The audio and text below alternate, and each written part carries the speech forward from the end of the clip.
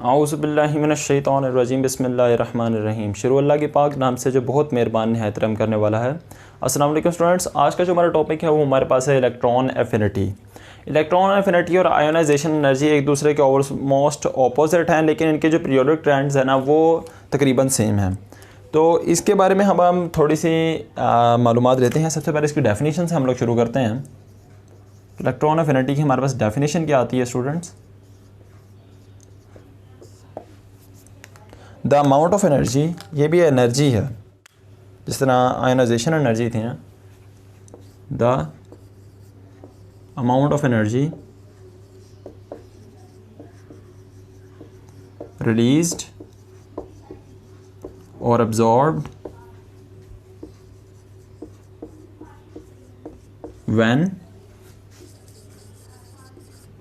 the amount of energy released or absorbed when an electron is added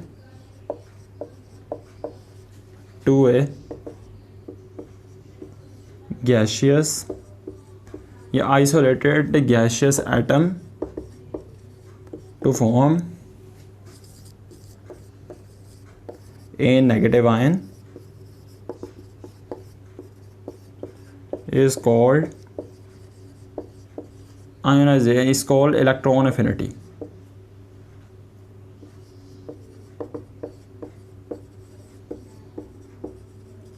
okay तो ये हमारे पास है इसकी definition. The amount of energy released और absorbed, it is the amount of energy released और absorbed when an electron is added, जब एक इलेक्ट्रॉन ऐड होता है to a gaseous atom to form a negative ion, जिसको हम A9 भी कहते हैं। अब ये कैसे फॉर्म होता है, इसकी दो तरह की एग्जांपल्स होती हैं। अब इसमें दो तरह की बातें हैं। एक है अमाउंट ऑफ एनर्जी रिलीज्ड और absorbed। हमें तो ये पता है कि जब भी इलेक्ट्रॉन किसी भी एटम में ऐड होगा तो वो एनर्जी रिलीज़ करेगा, लेकिन कुछ केसेस में absorb भी करता है। तो रिलीज़ किन केसेस में करता है, एक तो हम यहाँ पर एग्जांपल ले लेते हैं हैलोजेंस की, या आज हम कहते हैं फ्लोरीन, या जिसको हम कह सकते हैं हैलोजेंस। हैलोजेंस की हमने एग्जांपल ले ली, ठीक हो गया। तो उसमें हम अब ये फ्लोरीन है, उसके अंदर हमने एक इलेक्ट्रॉन ऐड करवाया, ये हमारे पास बन गया fluorine negative ion, anion fluorine. और इसके साथ हमारे पास एनर्जी रिलीज़ हुई, वो हमारे पास कितनी थी, -337 किलो जूल पर मोल, ठीक हो गया। जब भी अमाउंट ऑफ एनर्जी रिलीज़ होगी ना, तो इसका मतलब है इलेक्ट्रॉन एफिनिटी जो है ये पॉजिटिव आ रही है, लेकिन इसको हम रिप्रेजेंट नेगेटिव साइन से करते हैं। जब भी एनर्जी रिलीज़ होगी तो उसको हम नेगेटिव साइन से रिप्रेजेंट करेंगे।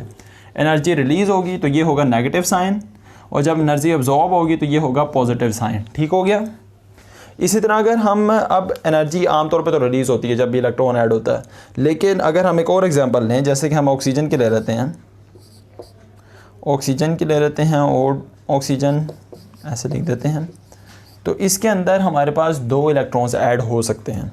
तो अगर इसके अंदर हम पहला इलेक्ट्रॉन ऐड करें, एक इलेक्ट्रॉन ऐड कर दिया, तब हमारे पास बन गया और ऑक्सीजन नेगेटिव आयन, उसके साथ हमारे पास इलेक्ट्रॉन एफिनिटी हमारे पास आ गई -141 किलो जूल पर मोल।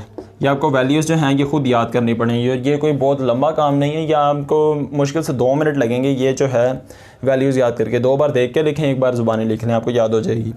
इसके अलावा लेकिन अब यहाँ पर एक प्रॉब्लम आ गई। अब ये जो यूनी नेगेटिव आयन है ना, इसको हम कहते हैं uni negative ion. Uni means 1, negative means minus and ion, ठीक हो गया, यूनी नेगेटिव आयन है। तो अगर इस यूनी नेगेटिव आयन में हम एक इलेक्ट्रॉन और ऐड करेंगे ना, तो तब उस सूरत में एनर्जी रिलीज़ नहीं होगी, अब्जॉर्ब होगी।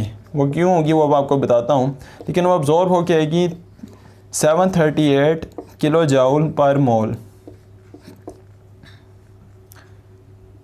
एक मोल के ऊपर 738 किलो जूल हमें एनर्जी और देनी पड़ेगी। अब उसकी वजह क्या है, पहले ही इलेक्ट्रॉन्स में शील्डिंग इफेक्ट होता है, ठीक है, लेकिन जब एक और इलेक्ट्रॉन हमने ऐड करवा दिया एनर्जी देके, तो उससे ये हुआ कि जो आउटर मोस्ट शेल है ना, उसमें इलेक्ट्रॉन्स की तादाद ज़्यादा हो गई। अब जो नया आने वाला इलेक्ट्रॉन है ना, उसको सारे इलेक्ट्रॉन ज़्यादा रिपल्शन करेंगे। अब उस रिपल्शन को ख़त्म करने के लिए हमें उसको एनर्जी मज़ीद देनी पड़ेगी, मतलब वो एनर्जी अब्जॉर्ब करेगा वो रिएक्शन, और फिर वो रिएक्शन जाके प्रोसीड होगा। तो इसमें हमें एनर्जी इतनी देनी पड़ती है, इसमें हमारे पास इतनी रिलीज़ हो रही है, इतनी हमारे पास इसमें देनी पड़ रही है, ठीक हो गया। अब हम देखते हैं कौन कौन से फैक्टर्स हैं जिनकी वजह से इलेक्ट्रॉन एफिनिटी के अंदर फ़र्क आ सकता है। तो अगर हम फैक्टर्स की बात करें, फैक्टर्स, तो the factors affecting electron affinity are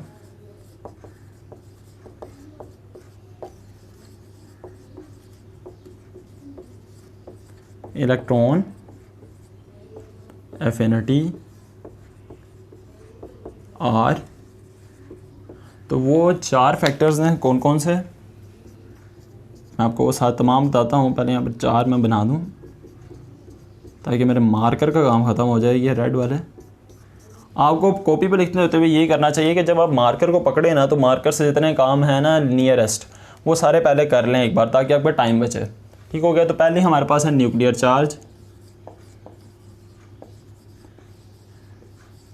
जितना न्यूक्लियर का चार्ज ज़्यादा होगा तो उतनी ही आसानी से, जितने न्यूक्लियर में चार्ज ज़्यादा होगा, मतलब जितना पॉजिटिव चार्ज ज़्यादा होगा, उसमें इतनी ही इलेक्ट्रॉन को क्या कहते हैं, पुल करने की, अट्रैक्ट करने की हमारे पास एबिलिटी ज़्यादा होगी।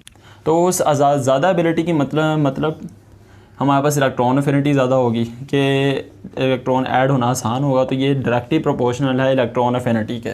इसके अलावा आ जाएगा एटॉमिक साइज़। अगर हम एटॉमिक साइज़ की बात करें या एटॉमिक रेडियस की बात करें, तो जितना एटम का साइज़ ज़्यादा होता है, उतना ही इलेक्ट्रॉन को अपनी तरफ पुल करने की, अट्रैक्ट करने की एबिलिटी कम हो जाती है। इसी वजह से ये इसके इन्वर्सली प्रोपोर्शनल है। जितना एटॉमिक साइज़ ज़्यादा होगा, इलेक्ट्रॉन एफिनिटी उतनी कम होगी। शील्डिंग इफेक्ट के भी इसी तरह ही ये इन्वर्सली प्रोपोर्शनल है कि जितना शील्डिंग इफेक्ट ज़्यादा होगा, उतना ही इलेक्ट्रॉन ऐड करना मुश्किल हो जाएगा। ठीक हो गया। और एंड पे जो हमारे पास है, वो हमारे पास है vacancy of outer most shell. Vacancy क्या होता है, कितने इलेक्ट्रॉन अंदर ऐड हो सकते हैं। तो आउटर मोस्ट सेल में कितनी वैकेंसी है।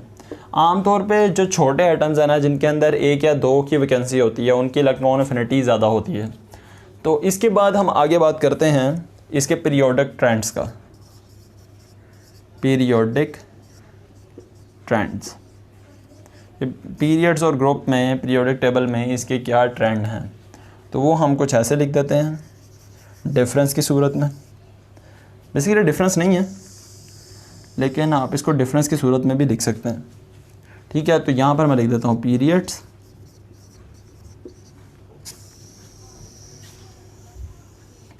और यहाँ पर मैं लिख देता हूँ ग्रुप्स। ठीक हो गया। तो पीरियड में इसका क्या ट्रेंड है, ग्रुप में इसका क्या ट्रेंड है। तो पीरियड में इसका ट्रेंड है, it increases along the periods। Periods के में लेफ़्ट टू राइट ये इंक्रीज़ करती है। उसकी अब रीजंस हमारे पास क्या हैं, मैं यहाँ पर रीजंस लिखूँ तो पहली रीज़न इसकी है इंक्रीज़ इन न्यूक्लियर चार्ज और decrease in atomic size. Atomic size में डिक्रीज़ आ रहा है। और इसके अलावा लास्ट में हमारे पास है shielding effect remains constant. Effect जो है वो कांस्टेंट रहता है। ये सारी बातें हमने डिटेल से पिछले आयोनाइजेशन के टॉपिक में हमने कवर कर ली थी। ठीक हो गया। अगर आप वो वीडियो देखना चाहते हैं तो स्टूडेंट्स आप उस वीडियो को सर्च कर सकते हैं। और यहाँ पर अगर हम बात करें तो इसमें आएगा it decreases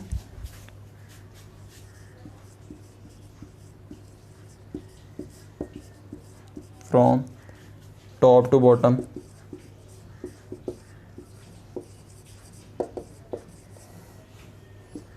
in a group. ये ग्रुप में टॉप टू बॉटम जो है ये डिक्रीज़ करेगी। अब इसके क्या रीज़न्स हैं, इसकी भी हमारे पास 2 रीज़न्स हैं। अब वो रीज़न्स हमारे पास क्या हैं, पहली रीज़न जो है हमारे पास, वो हमारे पास है increase in atomic size. Atomic radius जो है वो हमारे पास इंक्रीज़ कर रहा है। दूसरी बात हमारे पास क्या है, शील्डिंग इफ़ेक्ट भी इंक्रीज़ होता है, शील्डिंग इफ़ेक्ट इंक्रीजेस। तो स्टूडेंट यहाँ पर हमारा टॉपिक हो जाता है सम अप। तो हमने क्या बात की थी आज, तो हम इस पूरे टॉपिक की अब समरी कर लेते हैं। तो स्टूडेंट्स अगर हम समरी करें तो आज हमने क्या बात की, आज हमने बात की इलेक्ट्रॉन एफिनिटी के बारे में। हमने बताया ये अमाउंट ऑफ एनर्जी है जो कि रिलीज़ या अब्जॉर्ब होती है, the amount of energy which is release and absorbed when we add an electron in the outer most shell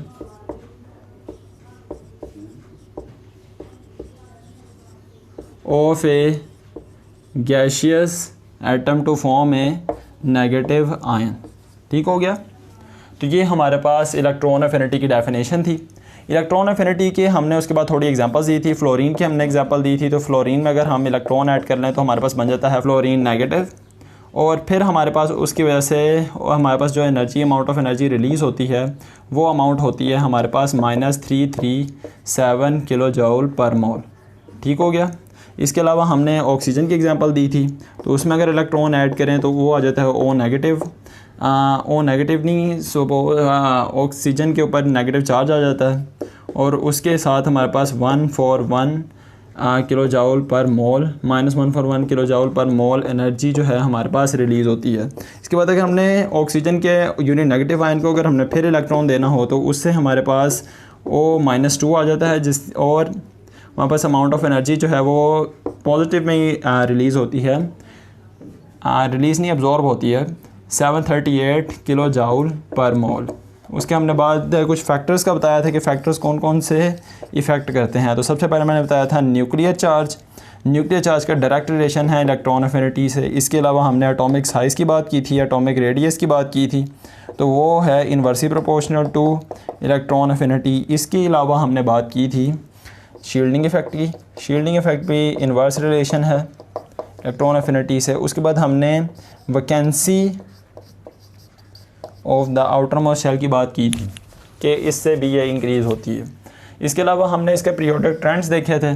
तो अगर हम पीरियड्स की बात करें तो पीरियड्स में ये इंक्रीज़ होती है फ्रॉम लेफ़्ट टू राइट। ठीक है, ये जो एनर्जी है वो इंक्रीज़ होती है। उसकी रीज़न्स हमारे पास क्या हैं, हमारे पास एटॉमिक साइज़ जो है वो डिक्रीज़ होता है, हमारे पास न्यूक्लियर चार्ज जो है वो इंक्रीज़ होता है, और हमारे पास शील्डिंग इफ़ेक्ट जो है वो हमारे पास रहता है कांस्टेंट। उसके अलावा हमने बात की थी ग्रुप्स की। तो ग्रुप्स में ये टॉप टू बॉटम डिक्रीज़ होती है। तो उसकी क्या रीज़न थी, हमारे पास एटॉमिक साइज़ जो था वो इंक्रीज़ हो रहा था, और हमारे पास शील्डिंग इफ़ेक्ट भी इंक्रीज़ हो रहा था। ठीक हो गया। तो यहाँ पर हमारा टॉपिक हो जाता है कंप्लीट। आई होप आपको इसकी समझ आ गई होगी। अगर आपको इसमें कुछ क्वेश्चंस हैं तो हमें कमेंट सेक्शन में ज़रूर पूछिएगा, हम इंशाल्लाह उसका जवाब ज़रूर देंगे। और अगर आपको हमारी वीडियो अच्छी लगी तो इस वीडियो को लाइक करें, हमारे चैनल को सब्सक्राइब करें। अब हमारी मुलाकात होती है नेक्स्ट लेक्चर में। अल्लाह हाफ़िज़।